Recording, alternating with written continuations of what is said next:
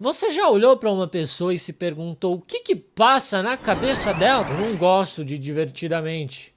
Ele não divertiu minha mente em nenhum momento. Maior propaganda enganosa. É só tristeza e desespero o tempo inteiro. Eu sei que essa é exatamente a mensagem do filme, que a vida não é só alegria. Mas até aí todo mundo já sabe. Eu não preciso ver um filme de 1h30 pra descobrir isso. Esse filme é tipo quando o RH leva 3 meses pra te mandar o e-mail dizendo que você não passou no processo seletivo da empresa. Eu já tinha percebido, mas muito obrigado por me avisar e me lembrar de algum infeliz que eu já tava quase esquecendo. Enfim, vamos analisar a maior propaganda enganosa do cinema. O filme conta a história da Riley, uma garota normal de 11 anos que adora hóquei, família e amigos. E sim, é só isso a personalidade dela, hóquei, família e amigos. Facilmente a personagem principal mais chata que inventaram. Acho que o MBTI da Riley tem uma letra só. Enfim, a Riley não é tão importante assim. O que importa mesmo são as emoções dela, os divertidamente. A alegria, a tristeza, a raiva, a nojinho e o medo. Sim, com 11 anos de idade ela só tem 5 emoções. Com 11 anos de idade, a maioria já tem ansiedade, vergonha, TDAH, maluquice, início de calvície e a minha emoção favorita, a vontade de parecer o Sasuke. Eu, na minha pré-adolescência, 90% do tempo eu tava assim. Meus Divertidamente tudo tem a peruquinha do Sasuke. Os Divertidamente estão com ela desde pequenina, controlando o que ela sente pra manter ela segura, saudável e feliz. Enquanto isso, meus Divertidamente estão falando pra eu enfiar a língua no ventilador ligado e beber amaciante de lavanda. E aí os momentos marcantes na vida da Riley viram memórias que são representadas por essas esferas. E os momentos mais importantes da vida dela, tipo o primeiro gol de hóquei que ela fez, viram memórias base. E elas até ficam armazenadas num lugar diferente, num lugarzinho especial. Essas memórias base formam as ilhas fundamentais da personalidade dela. Tipo, a memória do primeiro gol de hóquei dela formou a ilha do hóquei. Daí tem também a ilha da família, a ilha da amizade, a ilha da honestidade e a ilha da bobeira. E é só isso, ela tem 5 ilhas de personalidade. É muita personalidade essa personagem. Aliás, tudo isso é bem idiota. Primeiro que isso não é exatamente a personalidade dela. A personalidade dela é família. Segundo que uma única memória base não é o suficiente para formar todo um aspecto da sua personalidade. Como que um gol de hóquei que você fez formou toda a sua personalidade de hóquei? Um abraço que você deu na sua mãe e família. Se fosse fácil assim moldar uma personalidade, eu moldaria a personalidade mais foda que o mundo já viu depois de ver um vídeo do Thomas Shelby, um da Monja Coen e dribles do Ronaldinho Gaúcho. Acabou. Não falo mais nada. Não estranhe se algum dia eu simplesmente aparecer com essa personalidade cativante do nada. De qualquer forma, a alegria é quem predomina na vida da Riley. Com 11 anos de idade, a maioria das memórias dela são felizes, porque ela tá num filme da Disney. Na vida real, com 11 anos, você já é infeliz porque é quando começam as aulas de biologia. Só que tudo começa a mudar na vida da Riley quando ela e a família precisam se mudar para São Francisco, por conta do trabalho do pai dela. No começo, a Riley até tá empolgada com a ideia, mas tudo muda quando ela vê que a casa que ela vai ficar tá meio caída, tá meio velha, meio suja e tem até rato morto no chão. Eu não sei como isso não virou uma memória base pra ela. Eu cresci numa casa em que frequentemente aparecia rato lá, e isso moldou a minha personalidade. Até hoje eu tenho medo de acender interruptor à noite, porque uma vez eu fui fazer isso na minha antiga casa e eu peguei um rato. E foi aí que eu descobri porque que o mouse do computador chama assim, é porque realmente cabe certinho na mão. É extremamente anatômico. A minha ilha do rato é quase que um continente. E pra piorar a vida da Riley, o caminhão de mudança se perdeu no meio do caminho e vai se atrasar alguns dias. Ou seja, eles vão dormir no chão por enquanto. A essa altura era melhor dormir no hotel. Mas não, os pais da Riley preferem deixar a filha delas dormir no chão gelado com rato morto. Tem certos pais que eu acho que eles estão querendo que o filho tenha uma lore foda. Estão querendo trabalhar no seu desenvolvimento de personagem, não é possível. E como o pai dela agora tá muito ocupado com um novo trabalho, a Riley e a mãe dela vão almoçar só as duas. Elas vão até uma pizzaria onde por algum motivo você não escolhe o sabor da sua pizza. Porque ela chega lá e a atendente simplesmente entrega uma pizza de brócolis pra ela. E a Riley odeia brócolis, ela jamais escolheria isso. Se você for no médico dessa cidade pra pegar um simples atestado de gripe, capaz de você voltar com 2 tetão de silicone. Que você não escolhe nada, só te dá chão. Bom, mesmo com tudo isso dando errado, a Riley ainda tenta se manter positiva, lembrando de outras enrascadas que ela e a família dela se meteram. Só que a porra da tristeza, essa desgraçada cabeçuda, toca na memória feliz da Riley e torna ela uma memória triste. Até o filme da Disney sabe que mulheres com cabelo azul e óculos vão te deixar triste, e meus amigos ainda caem nessa. Antes de dormir, a Riley pede pros pais dela darem um beijinho de boa noite, mas o pai dela tá muito ocupado com o trabalho ainda. Então a mãe vai lá sozinha e diz que o caminhão da mudança vai atrasar mais ainda. Eu não entendo por que esse filme ele tá querendo ser tão real, cara. Eu não quero realidade, eu não gosto de realidade, eu gosto de fantasia.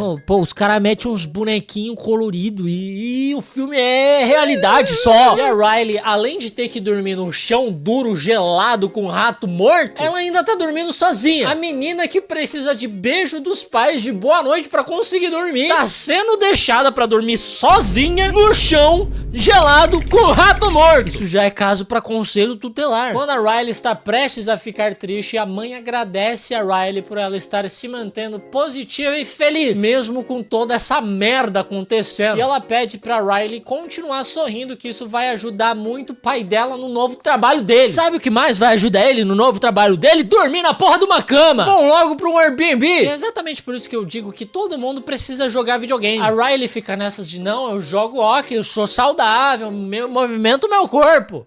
Mas aí ela se muda e todos os amigos dela que jogavam hockey não estão mais lá. O videogame te acompanha pra onde você for. E pra você aí que tá querendo conhecer um jogo novo pra você mergulhar de cabeça e ficar completamente apaixonado, você deveria conhecer o Honkai Star Rail, um RPG de fantasia espacial desenvolvida pela Royoverse, que todo mundo conhece como a criadora do Genshin Impact. É um jogo perfeito pros amantes de animes. O Honkai Star Rail foi eleito o melhor jogo de 2023 pela Google Play e pela App Store. E também ganhou como melhor jogo mobile de 2023 pela The Game Awards. Sim, a The Game Awards. Mas ele não é só mobile também, tá? O jogo é multiplataforma, tem para PC, Android, iOS e PlayStation 5. E todo o seu progresso no jogo é compartilhado entre as plataformas. Você não vai perder nada se você mudar de plataforma. Na versão 2.4, 2 novos personagens entrarão em sua jornada. A mestra da arte com grandes espadas, Yun-Li, e o grande estrategista Xiao Chu. Além disso, a March 7th ganhará uma nova skin, e com a nova skin ela está pronta para aprender uma nova habilidade. Mas vamos falar da nova personagem Yun-Li, que tá bem interessante. Ela é uma jovem espadachim muito talentosa de dano físico que segue o caminho da destruição. A jogabilidade dela é bastante única.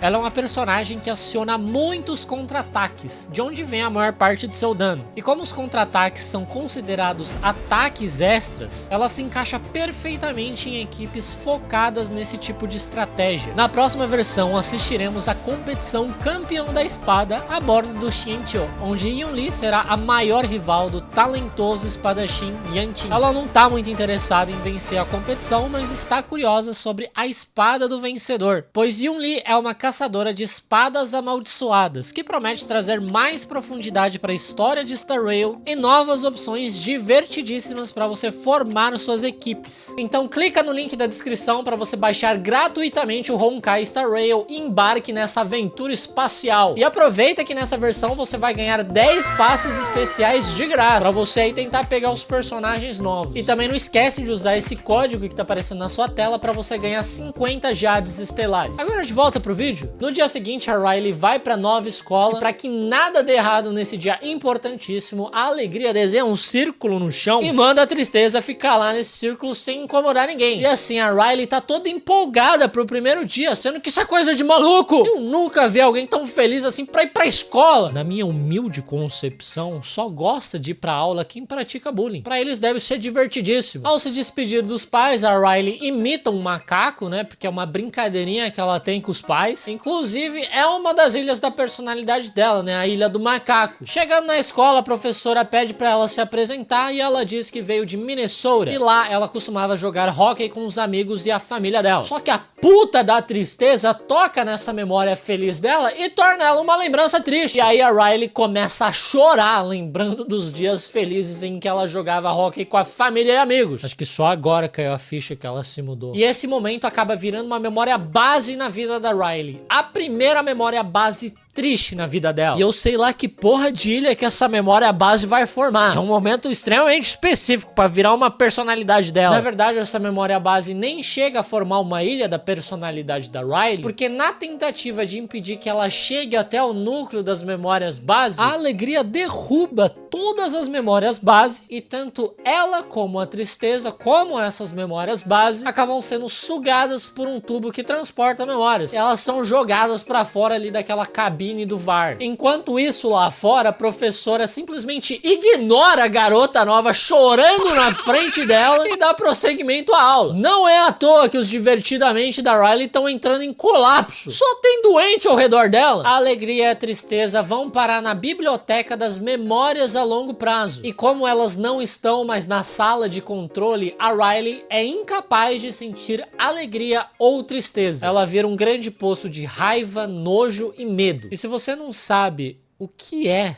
se sentir dessa forma, é só ficar meia hora no Twitter que você fica assim também. Daí as outras emoções tentam agir como alegria, mas obviamente isso não dá certo. A Riley apenas acaba soando grossa ou sarcástica. A mãe percebe que tem algo de errado acontecendo com a filha dela e por algum motivo os divertidamente da mãe dela estão todos de peruca. E isso me enche de esperança de que os meus divertidamente todos estão com o cabelinho do Sasuke até hoje. O pai da Riley briga com ela, mandando ela ir pro quarto, e depois ele vai até ela meio arrependido de ter gritado com ela. Ele até pede desculpas, imita o macaco, mas a Riley não dá mínimo. E aí a Ilha dos Macacos começa a desmoronar, graças a Deus. Essa ilha era esquisita demais. Só que isso acontece bem na hora que a alegria e a tristeza estavam indo pra essa ilha pra tentar voltar pra sala de comando. E aí elas têm que voltar pros corredores das memórias a longo prazo. O planejamento urbano da mente da Riley tá horrível, tá parecendo São Paulo. Como que a única forma de você voltar pra sala de comando é atravessando um fiozinho, assim, uma ponte que é um fiozinho, até chegar numa ilha que tá na puta que pariu. E quem que foi idiota que fez as personalidades dela serem essas ilhas que estão isoladas? No dia seguinte, a Riley faz uma chamada de vídeo com as amigas dela lá de Minnesota. E percebendo que elas estão bem felizes lá, a Riley fica com muita raiva delas. E só por causa disso, a ilha da amizade dela começa a desmoronar. Que bosta de amizade é essa, menino? Eu nunca vi uma amizade acabar tão rápida assim, e ainda mais por coisas que a Riley inventou na cabeça dela. Elas nem brigaram nem nada, ela que inventou na cabeça dela e ela mesma acabou com a amizade. E olha que a Riley até chorou por causa dessas amizades no primeiro dia de aula. Daí a alegria acaba encontrando o Bing Bong, o amigo imaginário da Riley. Ele é meio elefante, meio gato e 100% mendigo. Além disso, ele anda meio esquecido ultimamente, porque a Riley tem 11 anos e ela não brinca mais com amigo imaginário. E mesmo que brincasse, ela não teria amigo imaginário porque ela é uma péssima amiga. Por conta disso, o Bing Bong fica passeando pelos corredores das memórias a longo prazo, relembrando daqueles momentos em que ele e a Riley eram felizes. E assim, é muito trouxa esse cara, porque a Riley podia ter imaginado ele da forma que ela quisesse, mas ela foi lá e escolheu que ele ia ser um mendigo. Mas o Bing Bong diz que ele conhece uma forma de voltar para a sala de comando, através do trem do pensamento. E eu achei isso muito engraçado, porque trem do pensamento é uma expressão equivalente ao nosso linha de raciocínio. E se a alegria e a tristeza voltarem para cabeça da Riley através de uma linha de raciocínio, ia ser a coisa mais absurda do mundo. Na vida real, seria algo tipo: pô, cara, hoje eu tô bem deprê, viu? Vazio aqui. Putz! Nossa, cara. Mas, tipo, você já tentou, né? Tipo, ser feliz? Caraca, é mesmo! Bom, Bing Bong conhece um atalho para chegar nesse trem do pensamento, através da terra do pensamento abstrato. E a alegria e a tristeza quase morrem atravessando os pensamentos abstratos. Ou seja, na vida real, a Riley começou a pensar na alegria e na tristeza como conceitos abstratos. E quase deixou de acreditar neles. Seja bem-vindo de volta a Schopenhauer. Nietzsche reencarnou nela. E elas fazem tudo isso pra nada porque elas acabam perdendo o trem do pensamento. O Bing Bong diz que o trem faz outra parada antes de chegar na sala de comando e ele conhece outro atalho pra chegar lá. E eu sei lá porque que ele nunca pegou esse trem se ele tem tanto medo assim de ser esquecido pela Riley. No mundo real, a Riley participa de uma seletiva de hóquei pra jogar no time ali da região e o medo reúne todas as memórias que a Riley tem relacionadas a hóquei pra tentar substituir a memória base de hóquei dela que tá perdida ali com a alegria. Porque pelo visto, tudo que ela sabe sobre jogar hóquei tava na porra de uma memória sobre o primeiro Gold Joker que ela fez. Não faz o menor sentido o filme. Não é assim que memória funciona. Porque se é assim que as coisas funcionam, não era pra Riley nem tá conseguindo falar, escrever, andar ou não cagar nas calças. Todas essas coisas tem que ser memória base também. Como que jogar hóquei é uma memória base e falar e escrever não é? Essas outras coisas são muito mais fundamentais. Enfim, a tática do medo não funciona. As memórias dela sobre hóquei não são suficientes pra substituir a memória base dela de quando ela fez o primeiro gol de hóquei. Isso não faz o menor sentido. Ela erra um tiro ao gol, fica brava e vai embora do jogo. Então, a ilha do hóquei desmorona. A menina já não tinha tanta personalidade assim. E o pouco que ela tinha desmorona com a maior facilidade do mundo. Parece quando a gente pega um Uber e a gente tem que reconstruir toda a nossa personalidade e o nosso posicionamento político pra ser igual do motorista do Uber e a gente não morrer. Enquanto isso, a alegria, a tristeza e o Bing Bong atravessam a terra da imaginação para chegar na próxima estação do trem. Só que várias coisas também estão sendo destruídas na terra da imaginação, como por exemplo o carrinho que a Riley fingia ser um foguete e dizia que ia chegar até a lua com um Bing Bong. E aí o Bing Bong entra em depressão porque o carrinho dele começou a ser esquecido. A alegria tenta animar o coitado, mas ela não consegue com essa positividade dela insuportável. E a tristeza quem consegue amparar ele oferecendo empatia nesse momento de sofrimento. E aí a alegria vai percebendo que a alegria não resolve tudo. Muito tarde, aliás, que ela percebe isso. A maioria das coisas da nossa vida a gente não resolve com alegria, e sim com ódio. Eu perdi meu RG esses dias, eu tô só o ódio, cara. E aí eles conseguem chegar até o trem do pensamento, só que o trem para. Porque a Riley começou a dormir. Então a alegria e a tristeza têm a ideia de acordar Riley indo até o estúdio dos sonhos.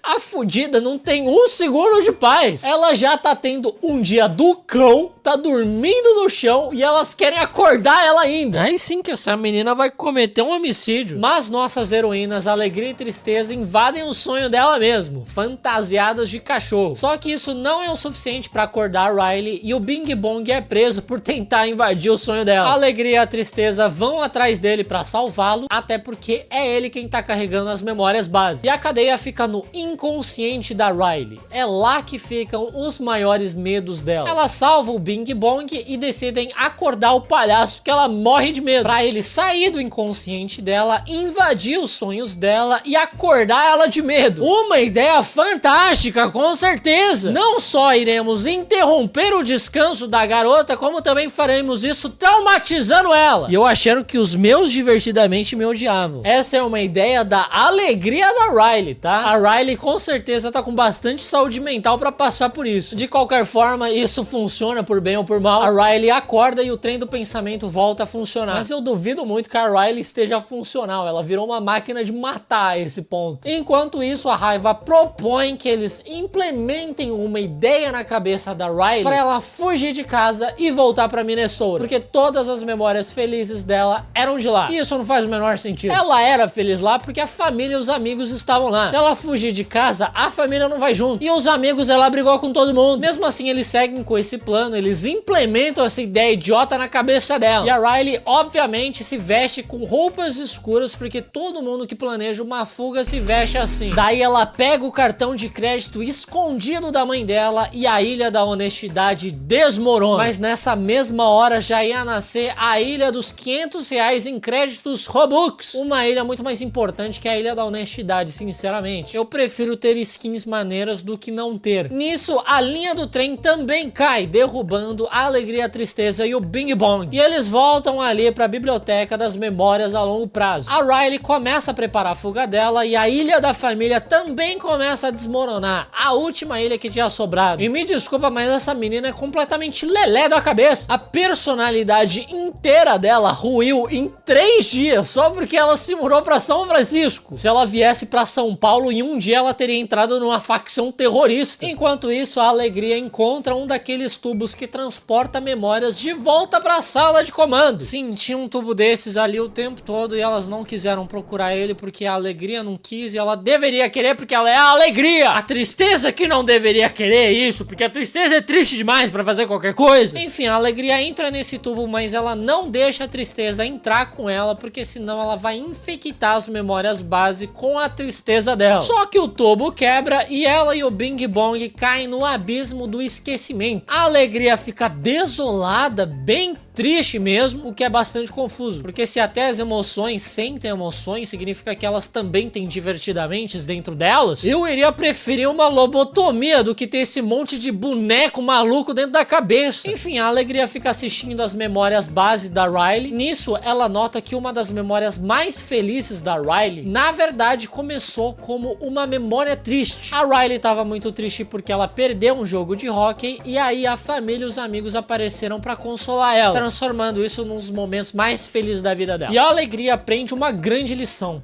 Às vezes, a tristeza é o primeiro passo para a alegria. Sendo que a verdadeira lição que ela deveria aprender é: vamos bancar o coitado mais vezes. Isso é maravilhoso. Vamos erguer logo a ilha da Coitadolândia. É gostoso demais conseguir as coisas fingindo ser um coitado. Eu tenho um amigo que ele descola várias coisas usando esse emoji aí do coitado. É sinistro, cara. O bagulho é poderoso mesmo. No meio desse lixão de esquecimento, eles encontram o carrinho do Bing Bong e usam ele pra tentar subir de volta ali pro corredor das memórias a longo prazo. Mas percebendo que o carrinho não tem força pra subir com os dois, o Bing Bong se sacrifica se jogando do carrinho pra Alegria conseguir subir sozinho. E aí o Bing Bong desaparece pra sempre da cabeça da Riley. Graças a Deus. É um sinal de que a sanidade mental dela tá voltando agora que ela esqueceu que ela inventou um elefante mendigo. Daí a Alegria encontra a tristeza voando e chorando numa nuvem de tristeza, e pra tentar alcançá-la, a Alegria faz vários namorados imaginários da Riley. Ela empilha eles formando uma escada gigante e usa isso pra alcançar a tristeza e conseguir voltar pra sala de comando. E eu também não sei porque elas não fizeram isso desde o começo. Eu simplesmente amo quando um filme apresenta soluções que poderiam ter sido usadas desde o começo. Enquanto tudo isso acontece na cabecinha maluca da Riley, ela já tá fugindo de casa e ela já tá entrando no ônibus. Na sala de comando, a Alegria diz pra tristeza assumir o comando, porque dessa vez é a tristeza quem vai salvar a Riley. Daí a Riley começa a se sentir muito triste de estar fugindo da família dela e decide descer do ônibus. E assim, eu sei que o filme tá querendo passar a mensagem de que a tristeza é uma emoção essencial, mas nesse momento aí, o medo também poderia ter feito ela descer do ônibus. Aliás, eu acho que pra uma criança de 11 anos pegando um ônibus sozinho pela primeira vez na vida, o medo seria a primeira coisa que ela ia sentir. Até porque a gente não pode esquecer que nessa cidade você compra uma coisa e vem outra. Você compra uma passagem pra Minnesota e acaba chegando em Blumenau. Daí eu sei lá porque a Alegria entrega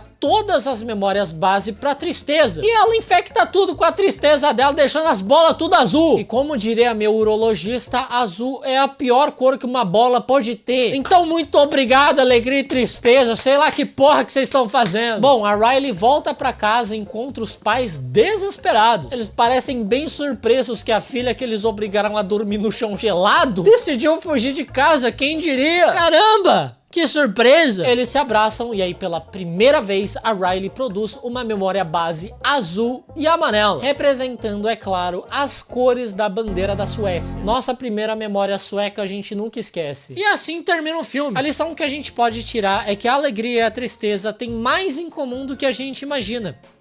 Ambas têm cabelos horrorosos.